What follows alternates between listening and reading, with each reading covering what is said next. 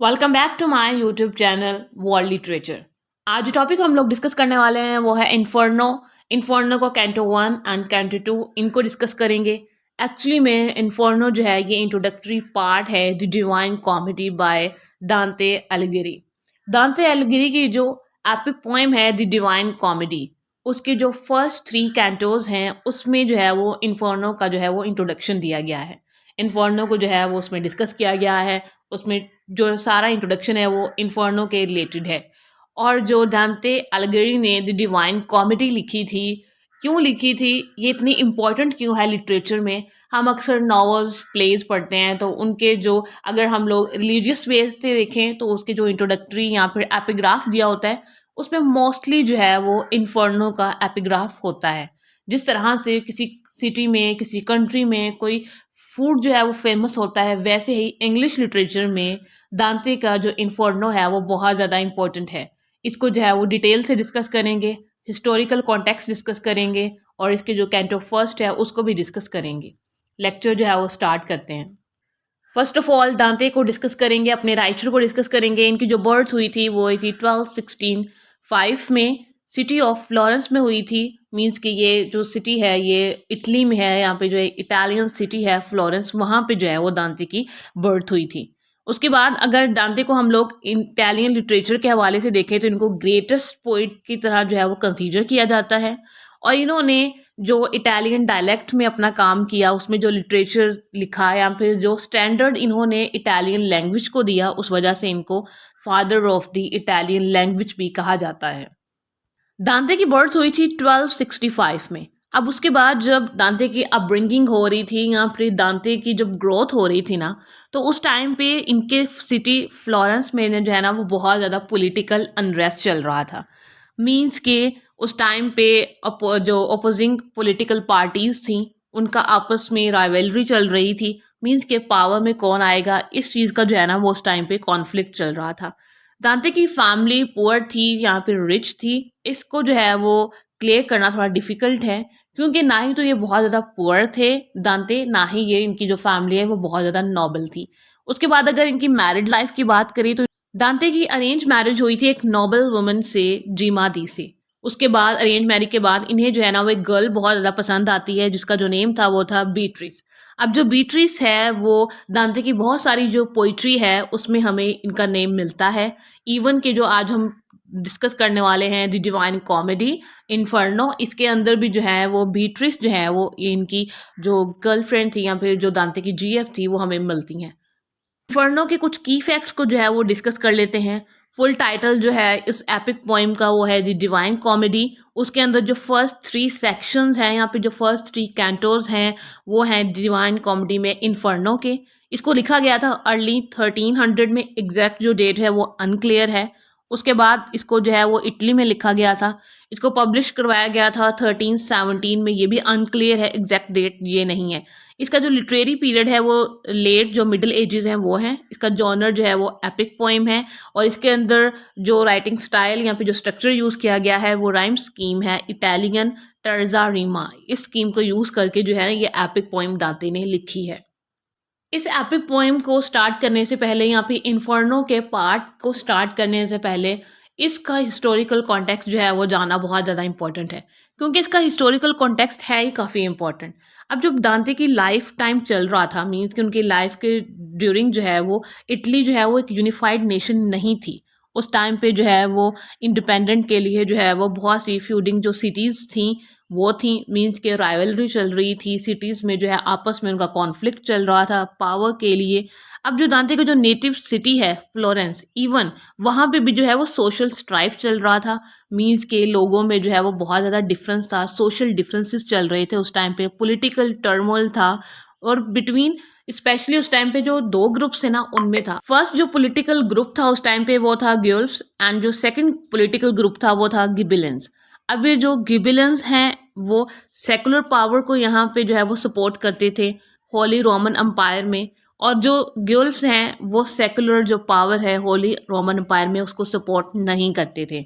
अब जो ये गुल्फ्स हैं इन्होंने गिबिलियंस को जो है वो डिफीट किया। उसके बाद इनको जो है वो यहाँ से एग्जाइल कर दिया गिबिलियंस को फ्लोरेंस से। और जो है जो गिल्फ्स हैं इनकी कुछ टाइम के लिए ना यहाँ पे फ्लोरेंस में पावर आ गई थी, और उसी टाइम पे दांते ने जो है ना वो अपनी द डिवाइन कॉमेडी भी लिखी थी, जब गिल्फ्स की जो पावर थी वो यहाँ पे थी फ्लोरेंस सिटी में। अब जब गुइल्फ्स ने पावर ले रही, उसके बाद गिबिलियंस को यहाँ से इन्होंने एग्जाइल कर दिया। उसके बाद जो है इनकी खुद की जो अब ये पार्टी थी, एक जो पॉलिटिकल पार्टी है, इनके खुद के दरमियान जो है ना वो फैक्शंस होना स्टार्ट हो गए, मींस कि एक दूसरे से जो है वो सेपरेट होना स्टार्ट हो गए। अब यहाँ पे जो है वो फर्दर जो है वो दो पार्टीज जो है ना वो कैटेगरीज जो है बन गई, ब्लैक गुल्फ्स एंड वाइट गुल्फ्स। अभी जो ब्लैक है ना वो पोप बॉनीफेस 8 को यहाँ पे जो है ना वो उसके लिए काम करते थे, दांते को जो कि बिल्कुल पसंद नहीं थे बॉनीफेस 8। उसके बाद जो है वो वाइट गुल्फ्स जो है ना वो फ्लोरेटीन के अंदर इंडिपेंडेंस चाहते थे, जो उस टाइम पे जो कैथोलिक चर्च था उन सब चीज़ों से और जो पैपल इन्फ्लुएंस था उन सब चीज़ों से। इसको जो है वो दांते सपोर्ट करते थे वाइट गुल्फ्स। अब दांते खुद भी क्योंकि जो वाइट गुल्फ्स हैं उनको वो यहाँ पे सपोर्ट करते थे, उनके प्रोमिनेंट मेंबर थे, लेकिन ये जो स्ट्रगल चल रही थी यहाँ पे जो है ना इनको जो है फाइनली इनको हारना पड़ता है। देन जो है वो इनको एग्जाइल होती है तो फ्लोरेंस से दांते भी उनमें शामिल होते हैं, दांते को भी फ्लोरेंस सिटी से अब यहाँ से जाना पड़ता है। उसके बाद दांते ने इवन जो इन्होंने डिवाइन कॉमेडी लिखी है वो इन्होंने ड्यूरिंग एग्जाइल ही लिखी। हमने डिस्कस किया कि जो डिवाइन कॉमेडी है इन्होंने इसमें कमेंट किया है, क्रिटिसाइज किया है उस टाइम पे फ्लोरेंटीन जो इटालियन कॉन्टेम्प्रेरीज थे उन पे, और उनमें से बहुत सारे जो प्रोमिनेंट सिटीजन्स थे उन करेक्टर्स को इन्होंने पोइम में यूज़ किया, उनको हेल में भेजा और वहाँ पे उनको पनिशमेंट दी। उसके बाद जो है ये वर्क दांते इसमें एक्चुअली में ट्रैवल करते हैं हेल से परगेटरी में एंड देन हेवन में। अब हेल से ये जाते हैं परगेटरी में जो कि लेस पनिशमेंट वाली प्लेस है, और देन जो है वो हेवन में जाते हैं। एक्चुअली में दांते ने इसके अंदर एक सोल की जो है वो जर्नी डिस्कस की है, वो किस तरह से जो है वो हेल से होती हुई, सिन से होती हुई अपने गॉड से यूनिफाइड होती है हेवन में जाकर। अब जो है वो हम लोग इन्फर्नो को डिस्कस करने लगे हैं। इन्फर्नो जो कि फर्स्ट 3 कैंटो पे बेस करता है। फर्स्ट कैंटो जो है वो हम उसकी समरी जो है वो इस लेक्चर में डिस्कस करेंगे। दांते की ये जो जर्नी है ये इस तरह से स्टार्ट होती है कैंटो नंबर फर्स्ट में कि दांते जो है वो अपनी 35 ईयर्स की एज में है। जैसे कि उनके रिलीजन में है कि 70 ईयर्स होती है ना वो ऑलमोस्ट जो है वो एज होती है, उसके बाद जो है वो डेथ हो जाती है। अब जब है यहाँ पे दांते जो है वो अपनी 35 ईयर्स की एज में है। अब यहाँ से इनकी जो जर्नी है वो स्टार्ट होती है। दांते जो है वो एक जंगल में जो है ना वो गुम जाते हैं, एक डार्क फॉरेस्ट में। अब वो यहाँ पे घूम रहे होते हैं, इनको जो है ना वो सही रास्ता नहीं मिल रहा होता, जो ट्रू पाथ है वो नहीं मिल रहा होता है। अब जो है ना ये अपना जो इन्होंने रास्ता खो दिया ये उसको याद करते हैं, और बहुत खौफनाक सी जगह है, जंगल है, एक टैंगल्ड वैली है, डार्क है, तो इस वजह से दांते जो है वो यहाँ पे थोड़े से डरे हुए भी होते हैं। वो उस फॉरेस्ट में जो है ना वो हिल नज़र आती है, वहाँ से जो है ना वो लाइट नज़र आती है, और देन जो है ना वो दांते उसी लाइट की तरफ ना मूव करना स्टार्ट कर देते हैं, उस हिल पे जो है ना वो चढ़ना स्टार्ट कर देते हैं। अब जैसे जैसे ये ऊपर जाते हैं वहाँ पे इनको जो है ना वो 3 एनिमल्स मिलते हैं, leopard, a lion and she wolf.